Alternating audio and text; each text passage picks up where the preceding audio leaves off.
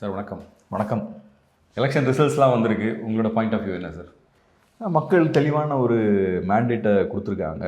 யார் வேண்டான்றதை மக்கள் தீர்க்கமாக சொல்லியிருக்காங்க. திமுக வேண்டாம் அப்படின்றத ரொம்ப ஆணித்தரமாக சொல்லியிருக்காங்க. அதே மாதிரி தாவேக்கா வேணுன்றதும் மக்கள் தெளிவாக உணர்த்தியிருக்காங்க. ஸோ தாவேக்கா மேலே மக்களுக்கு நம்பிக்கையும் இருக்குது. ஸோ ஒரு பெரிய ஒரு டேர்னிங் பாயிண்ட்னு பார்க்கலாம்.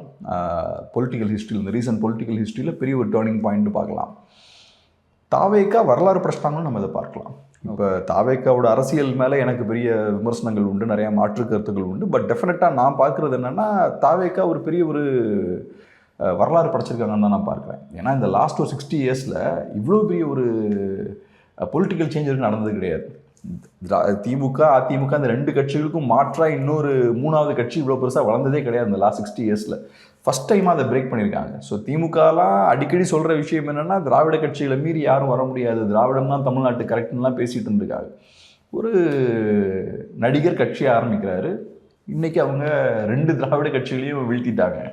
ஸோ அது பெரிய ஒரு அச்சீவ்மெண்ட். இது ஐடியாலஜிக்கலாக ஒரு மாற்றம் நடக்க தொடங்கிடுச்சு. அதாவது திராவிட எதிர்ப்பு அப்படின்ற இடத்த நோக்கி மக்கள் நகர ஆரம்பிச்சிட்டாங்களா, இல்லை இது இந்த தேர்தலுக்கான ஒரு அலை அப்படின்னு பார்க்கலாம்? இப்போ ஒன்று என்னென்னா, இவ்வளோ பெரிய ஒரு அரசியல் மாற்றம் நடக்குதுன்னா கிரவுண்டில் நிறைய பிரச்சனைகள் இருக்குதுன்னு அர்த்தம். நம்ம நிறைய நேரங்களில் அதை மிஸ் பண்ணியிருக்கலாம், நிறையா மீடியா அதை கவனிக்காமல் விட்டுருக்கலாம். ஆனால் கிரவுண்டில் பெரிய அதிருப்தி இருந்திருக்கு. கிரவுண்டில் பெரிய அதிருப்தி இருந்ததால தான் இன்றைக்கி பார்த்தோன்னா மக்கள் இவ்வளோ தூரத்துக்கு ஒரு புது கட்சி நோக்கி போயிருக்காங்க. பாருங்கள், 2 திராவிட கட்சி மேலேயும் நம்பிக்கை இல்லை. ஸோ புதுசாக விஜய் வராரு, அவருக்கு பெரிய ஃபேம் இருக்குது. அப்போ மக்களுக்கு ஒரு ஹோப் வருது. ரைட், நம்ம இந்த கட்சிக்கு ஓட்டு போட்டால் திராவிட கட்சியில் வீழ்த்துறதுக்கான வாய்ப்பு இருக்குன்னு எல்லாம் அந்த பக்கம் போய் ஓட் போட்டிருக்காங்க. இப்போ அதை நான் ஏற்றுக்கிறேன். ஸோ மக்களுக்கு பெரிய அதிருப்தி இருக்குது, தமிழ்நாட்டில் பெரிய பிரச்சனைகள் இருக்குது, அதனால தான் அந்த பக்கம் போயிருக்காங்க. ஏதோ ஒரு பெரிய எரிமல் அடியில் கொந்தளிச்சிட்டு இருந்திருக்கு, மேலே தெரியல. ஆனால் பட்டுன்னு இப்போ எலெக்ஷன் வரும்போது அந்த பக்கம் எல்லாம் ஸ்விங் ஆகிருக்காங்க. ஆனால் இதில் சிக்கல் என்னென்னு பார்த்தோன்னா, விஜய்கிட்ட பெரிய அரசியல்லாம் ஒன்றும் இல்லை, டிவிகே கிட்ட பெரிய அரசியல் இல்லை. அதை நம்ம பேசி தான் ஆகணும். இப்போ திமுக அதிகாரத்தை கைப்பற்றும் போது காங்கிரஸ் எப்போ பவர்ஃபுல்லாக இருக்காங்க, காங்கிரஸை வீழ்த்தி அதிகாரத்தை கைப்பற்றுறாங்க. அதிகாரத்தை கைப்பற்றும் போது ஒரு சோஷியல் சேஞ்சும் ஏற்படுத்துகிறாங்க. காங்கிரஸ் இருக்கும்போது வேற ஒரு குரூப் கையில் அதிகாரம் இருக்குது. அப்போ பிராமின்ஸோட பொலிட்டிக்கல் டாமினேஷன் அதிகமாக இருக்குது. அதை வீழ்த்தி திமுக அதிகாரத்துக்கு வராங்க. திமுக அதிகாரத்துக்கு வந்ததுக்கப்புறம் இன்னொரு குரூப்புக்கு பவர் கிடைக்குது, அவங்க எம்பவர் ஆகுறாங்க, நான் பிராமின்ஸுக்கெலாம் பவர் கிடைக்குது. ஸோ இந்த சோஷியல் டிரான்ஸ்ஃபர்மேஷன் நடக்குது. அது போக வேறு நிறைய சோஷியல் டிரான்ஸ்ஃபர்மேஷனும் நடக்குது. ஸோ அது சீரியஸான ஒரு பொலிட்டிக்கல் சேஞ்ச். இன்னைக்கு வரைக்கும் அதை ரிவர்ஸ் பண்ண முடியல. அது ஒரு மாற்றம் ஏற்பட்டால் ரிவர்ஸ் பண்ண முடியாது. இங்கே அந்த மாதிரிலாம் எதுவும் நடக்கலை. திராவிட கட்சிகள் ஒரு சிஸ்டமை உருவாக்கியிருக்காங்க, அந்த சிஸ்டமில் வந்து உட்கார்ந்துருக்காங்க. விஜய் டிவிக்கு வந்து உட்கார்ந்துருக்காங்க. ஸோ அதனால் பெரிய மாற்றங்கள் ஏற்படுத்தலை, வந்து உட்கார்ந்துருக்காங்க. மக்கள் மாற்றம் எதிர்பார்த்தனால தானே மாற்றி இன்னொரு கட்சிக்கு ஓட் போட்டிருக்காங்க. ஸோ டிவிகேவுக்கு அந்த ஒரு சேலஞ்ச் இருக்குது. இவங்க எதிர்பார்க்கக்கூடிய விஷயங்களெல்லாம் பெருசாக அவங்களால பண்ண முடியாது. அதனால தான் சொல்கிறது ஐடியாலஜி முக்கியம். உங்களுக்கு ஐடியாலஜிலாம் இருந்தால் தான் நீங்கள் சோஷியல் டிரான்ஸ்ஃபர்மேஷனை ஏற்படுத்த முடியும். சோஷியல் டிரான்ஸ்ஃபர்மேஷன்லாம் ஏற்படுத்தாமல் வெறுமனே அரசுன்ற அந்த நிறுவனத்தை மட்டும் நான் யூஸ் பண்ணி எல்லாத்தையும் செஞ்சிடும் அப்படின்னு சொல்ல முடியாது. அரசுன்ற நிறுவனத்தை யூஸ் பண்ணி மட்டுமே நீ எல்லாத்தையும் பண்ணிட முடியாது. சமூக மாற்றத்தையும் நீங்கள் ஏற்படுத்தணும். அப்போ தான் நீங்கள் அரசை ரிஃபார்ம் பண்ண முடியும். ஓகே, அதெல்லாம் நடக்கலை. 2 திராவிட கட்சிகளை எதிர்த்து மக்கள் ஓட்டு போட்டிருக்காங்க. டிவிகேவை நீங்கள் எந்த இடத்துல, இப்போ அவங்க பேசியிருக்க வரைக்கும், அவங்க பேசியிருக்க அரசியலில் அவங்கள இன்னொரு திராவிட கட்சியாக பார்க்குறீங்களா, இல்லை ஐடியாலஜியே இல்லாத ஒரு கட்சியாக பார்க்குறீங்களா? ஐடியாலஜி இல்லாத ஒரு கட்சி தான். அவங்களுக்கு என்ன ஐடியாலஜி இருக்குது? இல்லை, பெரும்பாலும் திராவிட கட்சிகள் பேசுகிற எல்லா அரசியலையும் தான் ஏற்றுக்கொள்வதாக அறிவிச்சிருக்காரு. இன்னொரு வெர்ஷனாக பார்க்க முடியாதா? இன்னொரு திராவிட கட்சியாக அதை பார்க்க? தமிழ் தேசியமும் அவர் பேசுகிறாரு. இப்போ என்னென்னா, தாவேக்கா எலெக்ஷனை புத்திசாலித்தனமாக ஹேண்டில் பண்ணியிருக்காங்க. எலெக்ஷனில் ஜெயிக்கிறதுக்கு என்ன தேவையோ அது எல்லாத்தையும் அவங்க பேசியிருக்காங்க. எலெக்ஷனில் ஜெயிக்கிறதுக்கு என்னெல்லாம் தேவையோ அதெல்லாம் சொல்கிறாங்க. உதாரணத்துக்கு பாஜகவோட டிஸ்டன்ஸ் மெயின்டைன் பண்ணுறாங்க. ஏன்னா அவங்களுக்கு தெரியும் தமிழ்நாட்டில் ஆன்டி பிஜேபி ஓட்ஸ் நிறையா இருக்குன்னு அவங்களுக்கு தெரியும். ஸோ பாஜகவோட க்ளோஸ் ஆகக்கூடாதுன்றதுல ரொம்ப ஷார்ப்பாக அவங்க இருந்தாங்க. அதே மாதிரி பார்த்தோம்னா திமுக எதிர்ப்பு கையில் எடுக்கிறாங்க. திமுக எதிர்ப்பும் இஷ்யூ பேஸ்டாக கையில் எடுக்கல. வெறுமனே ஸ்டாலின் சார் திமுக இந்த வார்த்தைகளை யூஸ் பண்ணி தான் நரேட்டிவ் ஃபிக்ஸ் பண்ணார். அதை தாண்டி விஜய் வாயிலேருந்து வேறு யார் பேருமே வரல. செந்தில் பாலாஜி அவர்கள் பேர்லாம் அவர் யூஸ் பண்ணல. அட்டாக் பண்ணுவாரே தவிர இன்டெரக்டாக வேறு எந்த நேமையும் அவர் யூஸ் பண்ணல. ஸோ என்னோட டார்கெட் சிஎம் தான், நான் சிஎம் ஆகணும், அதுக்கு நான் சிஎம் அட்டாக் பண்ணுவேன், அதுக்கு திமுகன்ற கட்சி அட்டாக் பண்ணுவேன். ஸோ எலெக்ஷன் சார்ந்து நிறைய விஷயங்கள் அவங்க பண்ணியிருக்காங்க. அதை பேஸ் பண்ணி இதுதான் விஜயோட ஐடியாலஜின்லாம் பார்க்க முடியாது. விஜய் விஜயோட தாவேகா கட்சி இருக்குல்ல, அந்த கட்சிக்கு பெருசா பாஜக கிட்ட எந்த பிரச்சனையும் இருக்காது. ஆனா அவங்களுக்கு தெரியும் ஓட்டு வாங்கணும்னா என்ன பண்ணணும்னு தெரியும். திமுக தானே பண்றாங்க. அவங்க பாஜக எதிர்த்து என்ன பண்ணாங்கன்னு பாத்தீங்கன்னா ஒன்றும் பெருசா பண்ணல. நீட்டுக்கு எதிராக அவங்க எத்தனை போராட்டம் பண்ணாங்க, டெவல்யூஷன்ல சிக்கல் இருக்குன்றாங்கல்ல, அதுக்கு எதிராக எத்தனை போராட்டம் பண்ணியிருக்காங்க, ஃபண்ட்ஸ் வரலன்றாங்கல்ல, எவ்வளோ போராட்டங்கள் நீங்கள் பண்ணி எவ்வளோ ஃபண்ட்ஸை திருப்பி வாங்க, அதெல்லாம் கிடையாது. பாஜக எதிர்க்கிற மாதிரி காட்டிப்பாங்க. விஜயும் அதான் பண்ணுறாரு. பாஜக கிட்ட நான் டிஸ்டன்ஸ் மெயின்டைன் பண்ணுவேன், ஆனால் திமுக அட்டாக் பண்ணுற மாதிரி காட்டிப்பேன். திமுக கிட்டே அவங்களுக்கு பிரச்சனை இருக்காது, ஆனால் ஓட்டு வாங்கணும்னா திமுக எதிர்ப்பை எஸ்டாப்ளிஷ் பண்ணணும். ஸோ இதெல்லாம் பண்ணி நீங்கள் வந்தாச்சு, பவருக்கு வந்தாச்சு. அதான் நான் சொல்ல வரேன், இதெல்லாம் பண்ணி நீங்கள் பவருக்கு வந்தாச்சு. ஆனால் பொலிட்டிக்கல் டிரான்ஸ்ஃபர்மேஷன், சோஷியல் டிரான்ஸ்ஃபர்மேஷன் ஏற்படுத்துகிற அளவுக்கு தாவேகா கிட்ட ஐடியாலஜியும் கிடையாது, அதுக்கான கேடர் ஸ்ட்ரென்த்தும் கிடையாது. அரசியல் மாற்றம், நிஜமான அரசியல் மாற்றம் ஏற்படுத்துறதுக்கு நல்ல விஷயம் தெரிஞ்ச கேடர் பேஸ் வேணும், பயங்கரமான விஷன் இருக்கக்கூடிய ஒரு லீடர்ஷிப் வேணும். அதெல்லாம் அந்த காலத்தில் இருந்தது. அண்ணா மாதிரியான லீடர்ஸ் இருந்தாங்க, தொண்டர்களும் பார்த்தீங்கன்னா அரசியல் மயப்பட்டு இருந்தாங்க. இன்னைக்கு அதெல்லாம் இல்லை. ஸோ அதெல்லாம் இல்லாமல் நீங்கள் மேலே வந்து இப்போ உட்காந்துருக்கீங்க, ஒரு பெரிய எக்ஸ்பெக்டேஷனோட மக்கள் இருக்காங்க, ஏகப்பட்ட சேலஞ்சஸ் இதில் இருக்குது. அதே நேரத்தில் இப்போ தமிழ் தேசியம் பேசினார் சீமான், புது ஐடியாலஜியை இளைஞர்கள்ட்ட கொண்டு போய் சேர்த்தாரு. அந்த ஐடியாலஜிக்கான வெற்றி கிடைக்கலன்றதை நம்ம எப்படி எடுத்துக்கணும்? நான் ஸ்டார்டிங்லேருந்து சொல்லிட்டு இருக்க விஷயம் என்னென்னா, பெரிய மாற்றங்கள் ஈஸியாக நடந்துடாது. உண்மையான சேஞ்ச் வந்து it will take time. Real change takes time. டக்குன்னு அது நடந்துடாது. திராவிட கட்சிகள் அதிகாரத்துக்கு வர்றதுக்கும் அதுக்கு முன்னாடி ஒரு 50 வருஷம் அவங்க பேஸ் ஒர்க் பண்ணாங்க, அதுக்கப்புறம் தான் அதிகாரத்துக்கு வராங்க. பிஜேபி அதிகாரத்துக்கு வர்றதுக்கு முன்னாடியும் ஒரு 50 வருஷம் பேஸ் ஒர்க் நடந்திருக்கு.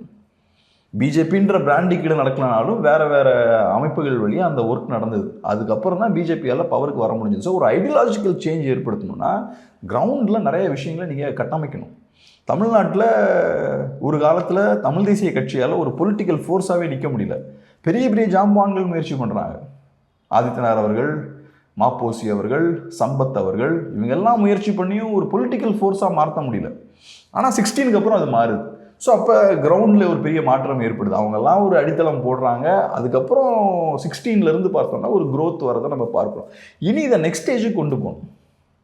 அது ஒரு பெரிய சேலஞ்ச். அதே மாதிரி ஒரு மூமெண்ட் வளருதுன்னா ஸ்டேபிளாக இப்படியே வளர்ந்து போகாது. சில நேரங்களில் மேலே ஏறும், சில நேரங்களில் வீழ்ச்சிகளை சந்திக்கும். இதுக்கு ஒரு லீடர்ஷிப்பும் தயாராக இருக்கணும். அந்த ஐடியாலஜியை சப்போர்ட் பண்ணக்கூடிய கேடஸும் அது தயாராக தான் இருக்கணும். எந்த பொலிட்டிக்கல் மூவ்மெண்ட்டுமே ஸ்மூத்தாக ஸ்டெடியாக க்ரோ ஆகாது. நிறைய நேரங்கள் நிறைய சேலஞ்சஸ் ஃபேஸ் பண்ணுவாங்க. இதிலிருந்து மீண்டு வரணும். ஸோ அதனால் இது என்டிகேவுக்கு பெரிய ஒரு பின்னடைவு தான். ஏன்னா அவங்க இவ்வளோ நாளாக ரொம்ப கம்ஃபர்டபுளாக சொல்லிட்டு இருந்த விஷயம் என்னன்னா, நாங்கள் ஒவ்வொரு வருஷத்துலையும் க்ரோ ஆகிட்டே இருக்கும், எங்களை வீழ்த்த முடியாது, ஏதோ ஒரு பாயிண்ட்ல அதிகாரத்தை கைப்பற்றிடுவோம். அதுதான் மக்களுக்கும் நம்பிக்கை கொடுத்துட்டு இருந்தது. ரைட், தொடர்ச்சியாக க்ரோ ஆகிட்டே இருக்காங்க, இவங்களுக்கு ஒரு வாய்ப்பு இருக்குது அப்படின்ற மாதிரி பார்த்தாங்க. இப்போ அது அடிபட்டு போயிருக்கு. என்டிகேவோட ஓட் ஷேர் பாதி கம்மியாக இருக்குது. ஆனால் இந்த சேலஞ்சை ஃபேஸ் பண்ணி தான் ஆகும். இது ஃபஸ்ட்டு மேஜர் சேலஞ்ச். என்டிகே கட்சி ஆரம்பிச்சதுக்கப்புறம் இது ஃபஸ்ட்டு மேஜர் சேலஞ்ச். ஃபஸ்ட் டைமாக ஓட் ஷேர் வந்து டிப் ஆயிருக்கு. அதுவும் சின்ன ஸ்லைட் டிப் கிடையாது. இப்போ 8-7 இருந்தால் பிரச்சனை இல்லை, 8-4 ஆயிருக்கு. அப்போ இந்த 8 வருஷமாக நிறைய பேர் சொல்லிட்டு இருந்தாங்கல்ல, என்டிகே இதுக்கு மேலே வளராதுங்க, கண்டிப்பாக ஸ்டாக்னேட் ஆயிருங்க, அதெல்லாம் பொய்ப்பிச்சு என்டிகே வளர்ந்துக்கிட்டே இருந்தது. இப்போ அவங்க சொல்லுவாங்க, நான் அப்போவே சொன்னேன்ல வளராதுன்னு, அவ்வளோதான் முடிஞ்சது, இதுக்கு மேலே எல்லாரும் டவுன் ப்ளே பண்ணுவாங்க என்டிகே. அதை மீறி வரணும். அந்த ஒரு சேலஞ்ச் அவங்களுக்கு இருக்குது. இப்போ இங்கே ஆட்சி அமைக்கிறதுக்கு திமுகவோட கூட்டணி கட்சிகள்லாம் ஆல்மோஸ்ட் தயாராகிட்டாங்க. காங்கிரஸ், இடதுசாரிகள், விசிகா. இந்த டிரான்ஸ்ஃபர்மேஷனை எப்படி பார்க்குறீங்க? திமுகவோடு அவங்க வந்து பெரிய ஒரு ஸ்ட்ரென்த்தாக இருந்தாங்க இத்தனைதான். இப்போ ஒரு காரணத்தை சொல்லி டிவிகேவை சப்போர்ட் பண்ண போகிறாங்க. இது அரசியல் ரீதியான ஒரு மாற்றமாக இருக்குமா? இதில் ஒன்றும் பெரிய அதிர்ச்சிக்கான ஒரு தேவையும் இல்லைன்னு நினைக்கிறேன். இப்போ இதுதான் பண்ணுவாங்க. இப்போ 5 வருஷமாக திமுக கூட அந்த சிறிய கட்சிகள்லாம் ஏன் அமைதியாக இருந்தாங்க?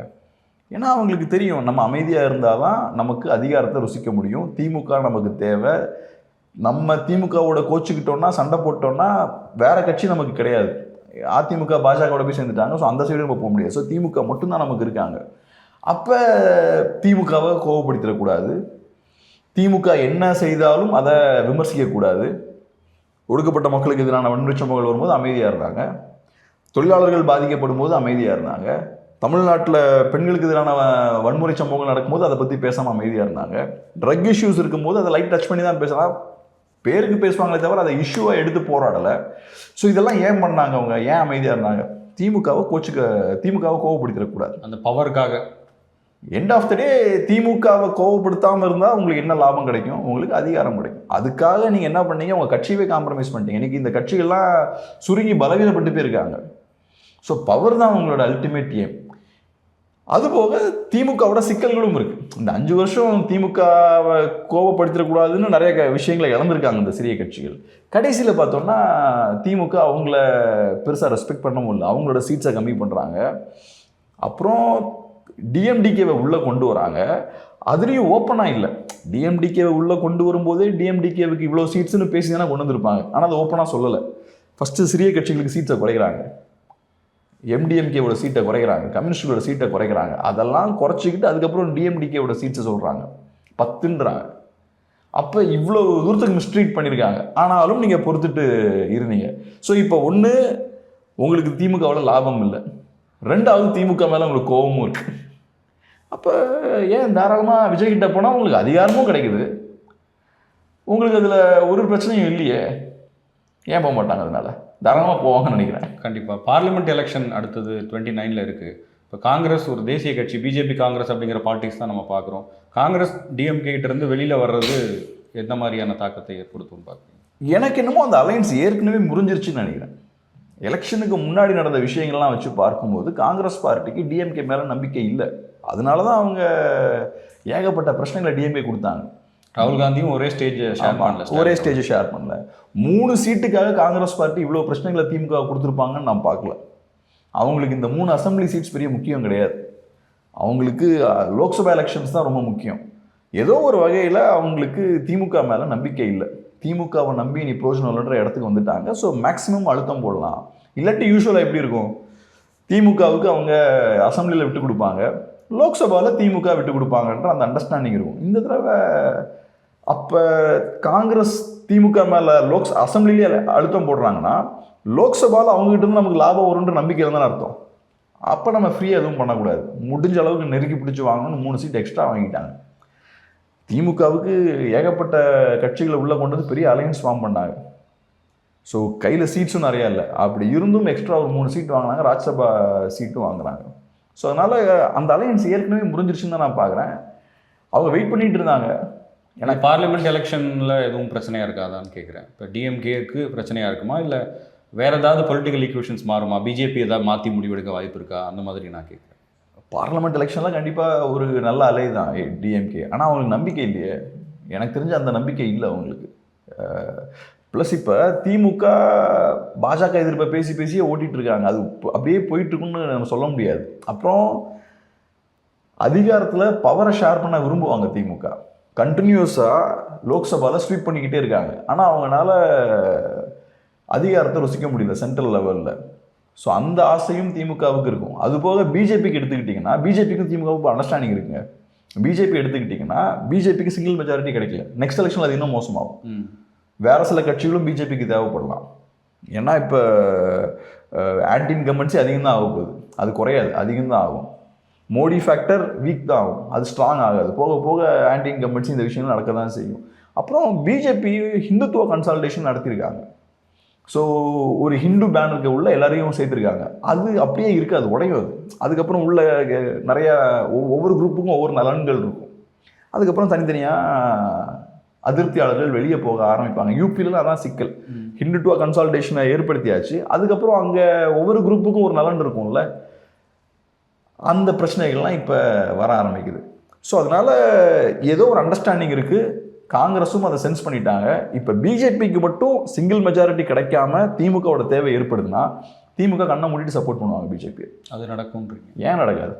அது பம்பர்ல அவங்களுக்கு இப்போதைக்கு ஏன் நடக்கலன்னா பிஜேபிக்கு தேவை ஏற்படலை. பிஜேபிக்கு அந்த தேவை ஏற்படுதுன்னா பிஜேபியும் தாங்க மாட்டாங்க, திமுகவும் தாங்க மாட்டாங்க. இது ஏற்கனவே பண்ணியிருக்காருங்கள. ஆமாம். ஒரு லாஸ்ட் கொஸ்டின் சார், இப்போ முதலமைச்சரே அவருடைய தொகுதியில் தோற்றுருக்காரு ஸ்டாலின். திமுக சந்திச்சிருக்கிற இந்த தோல்வின்றது வழக்கமாக இதுக்கு முன்னாடிலாம் சொல்லுவாங்க, எல்லா கட்சிகளுக்குமே ஒரு சில தேர்தல்களை அப்படி சொல்ல முடியும். திருப்பி பவுன்ஸ் பேக் ஆகி வந்திருக்காங்க. திமுக அப்படியான ஒரு இடத்துல இருக்கா, இல்லை இனிமேல் எழுந்து வர்றதே கஷ்டம்னு நினைக்கிறீங்களா? இப்போ என்ன பொறுத்தளவில் திமுக ஃபினிஷ்டுலாம் நான் சொல்ல மாட்டேன். ஏன்னா திமுகவை பொறுத்தளவில் ஏன் ஃபினிஷ்டு நான் சொல்ல மாட்டேன்னா, அவங்க ஒரு இன்ஸ்டிடியூஷன், அவங்க ஒரு நல்ல ஸ்ட்ராங்கான ஒரு கட்டமைப்பு இருக்கக்கூடிய ஒரு கட்சி. 2வது நான் சொன்ன மாதிரி விஜய் உண்மையான மாற்று கிடையாது. அப்போ உங்களால் அங்கே தாக்கு பிடிக்கிறதும் கஷ்டம்தான். நெக்ஸ்ட் 5 வருஷம் திமுக பயங்கரமான எதிர்கட்சி ரோல் ப்ளே பண்ணுவாங்க, ஏகப்பட்ட அழுத்தங்கள் தாவேக்கா மேலே போட போகிறாங்க. ஸோ அதனால தாவேக்காவுக்கு சிக்கல் தான். தாவேக்கா கையில் வச்சிருக்கக்கூடிய இந்த 108 சீட்டுன்றது அவங்க கையிலேயே தான் இருக்கும்லாம் கிடையாது. அந்த மார்க்கெட்டை ஹோல்டு பண்ணி வைக்கிறது தாவேக்காவுக்கு கஷ்டம். அதிமுக விட்டதை பிடிக்க முயற்சி பண்ணுவாங்க, திமுக விட்டதை பிடிக்க முயற்சி பண்ணுவாங்க. இப்போ ஒரு பெரிய ஒரு பொலிட்டிக்கல், நிஜமான ஒரு பொலிட்டிக்கல் சேஞ்ச் ஏற்பட்டிருக்குமே ஆனால் நான் ரைட் அப்போ ஏற்றிருப்பேன், இனிமேட்டு வர முடியாது. இப்போ அந்த மாதிரியான விஷயங்கள் நடக்கலைங்க. ஸோ அதனால் இப்போ ஃபார் எக்ஸாம்பிள் இப்போ வெஸ்ட் பெங்காலில் கம்யூனிஸ்டுகள் வீழ்த்தப்பட்டு டிஎம்சி வராங்க. அது ஒரு பெரிய பொலிட்டிக்கல் சேஞ்ச். 34 இயர்ஸ் ஒரு கட்சி ஆள்றாங்க, அப்புறம் இன்னொரு பார்ட்டி எதிர்கட்சி ரோலை ப்ளே பண்ணி ஒரு பாயிண்டில் படாலும் அடிக்கிறாங்க. இன்னைக்கு வரைக்கும் கம்யூனிஸ்டால் திருப்பி கம்பேக் கொடுக்க முடியல. அதே மாதிரி காங்கிரஸை கம்யூனிஸ்டுகள் வீழ்த்தினதுக்கப்புறம் சில மாற்றங்கள்லாம் கொண்டு வராங்க. அதுக்கப்புறம் காங்கிரஸால் இன்னைக்கு வரைக்கும் எந்திரிச்சு வரவே முடியல. ஸோ அது வேற, அது அரசியல் மாற்றம். இதை நான் அப்படி பார்க்கல. ஸோ திமுகவுக்கு டெஃபினட்டாக திரும்ப ஏறி வர்றதுக்கான வாய்ப்புகள் நிறையா இருக்குது.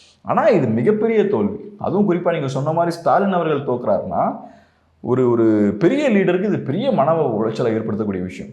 நீங்கள் ஸ்டேட் லெவலில் தோக்குறது கூட அவர் ஏற்றுப்பார், சிஎம் போஸ்ட் போனது கூட ஏற்றுப்பார். அவரோட சொந்த தொகுதியை தோக்குறதை ஏற்றுக்க மாட்டார். எந்த லீடராலையும் அதை ஏற்றுக்க முடியாது. ஏன்னா எப்போவுமே என் ஊர் என் கண்ட்ரோலில் இருக்குது, என் தொகுதி ஸ்ட்ராங்காக இருக்குன்றது தான் எல்லாருமே விரும்புவாங்க. ஒரு கவுன்சிலர் இருக்காருன்னா கூட எங்கள் ஏரியாவை நாங்கள் ஃபுல்லாக எங்கள் கண்ட்ரோல் வச்சுருக்கோங்க, என் மக்கள்லாம் எனக்கெல்லாம் சப்போர்ட் பண்ணுவாங்கன்றது அவரோட ப்ரைடு. அதே தான் ஒரு எம்எல்ஏக்கும், என் தொகுதி என் கண்ட்ரோலில் இருக்குங்க, என்னை அசைக்க முடியாதுங்க. எடப்பாடி அதை ப்ரூவ் பண்ணிட்டாரு பாருங்க. அவரோட ஏரியாவில் அவர் ஸ்ட்ராங்காக இருக்கார். ஒரு டிவிக்கு வேட்பாளர் அங்கே இருக்கார், அவரால் பாதிப்பு ஏற்படும் தெரியும் போது என்ன ஆகுது, அவர் படாலும் காணாமல் போயிட்டார், ஏதோ மிஸ்டேக்கு அப்படின்னு அவர் காணாமல் போகிறார். ஸோ அவர் எவ்வளோ தூரம் ப்ரொடெக்ட் பண்ணுறாரு பாருங்க. ஓவராலாக தமிழ்நாடை மேனேஜ் பண்ணுறது தான் ஒன்று, ஆனால் அவர் தொகுதின்னு வரும்போது பயங்கரமாக இருக்கார், அவர் ஷார்ப்பாக இருக்கார். திமுக இவ்வளோ மேபி அந்த வேலையை அவர் பண்ணிட்டாரு பாருங்க, இபிஎஸ் அங்கே. ஸோ அதனால் அங்கே மிஸ் பண்ணிட்டாங்க டிஎம்கேவை பொறுத்தளவில். ஸோ அதனால் இப்போ இது பெரிய மன உளைச்சலை டெஃபினட்டாக சிஎம்க்கு ஏற்படுத்தும். நேற்று நம்ம பார்த்தோம் அந்த வீடியோ, தோத்ததுக்கப்புறம் அந்த மக்கள் விசிட் பண்ணுறாங்க. சேகர் பாபு அவர்கள் கண் கலங்கியிருக்காரு. சிஎம்மே ரொம்ப வருத்தத்தில் தான் இருக்கார். சிஎம்மோட இன்னொரு வீடியோ பார்த்தேன், கண் கலங்கி தான் அவரும் வண்டியில் ஏறுற மாதிரி ஒரு வீடியோ பார்த்தேன். அப்புறம் இன்னொரு விஷயம் என்னென்னா, இப்போ நீங்கள் கண் கலங்குறீங்கன்னா இதுக்கு முன்னாடி திமுகவோட செயல்பாட்டால் மக்களும் கண் கலங்கியிருக்காங்கல்ல. தூய்மை பணியாளர்கள்லாம் எடுத்துக்கோங்க, அரசு ஊழியர்கள் எவ்வளோ கடுமையாக வேலை பார்த்தாங்க, கடுமையாக ப்ரொட்டஸ்ட் பண்ணாங்க, ஆனாலும் நீங்கள் சொன்ன விஷயங்கள்லாம் செய்யலை. தூய்மை பணியாளர்கள்லாம் எவ்வளோ கஷ்டப்படுத்துகிறாங்க. இப்போ கண் கலங்கின அதே சேகர் பாபு தான் அப்போ அவங்களெல்லாம் மரியாதை குறைவாக நடத்தினார். ஸோ அதனால் அரசியல்வாதிகள் இன்றைக்கி கண் கலங்க வேண்டிய ஒரு சூழல் ஏற்படுதுன்னா ஏதோ தவறு பண்ணியிருக்காங்கன்னு அர்த்தம். நம்ம அதனால் அதையும் நம்ம பார்க்க வேண்டியது இருக்குது.